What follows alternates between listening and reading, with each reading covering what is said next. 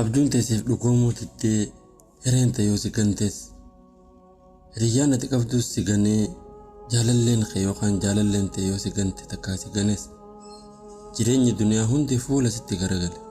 Hin gaddin, hin yaadin, hin hiraarin. Maaliif kun ta'a jettee if hin dhiphisin. Namuu si gatee kophaa haftullee hin gaddin. Rabbi qofa qabaachuun siif gahaadha.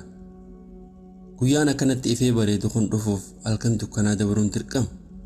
Hin gaddin. Waan dabreef hin gaddin. Waan wilii dhufuutu waan dabre caalaa bareedaadha fedhii Rabbiitiin inshaallah. Fayyaa guutuu qabda.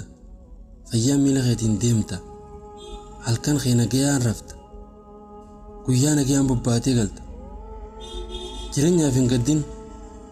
Qoflii jiraadhu.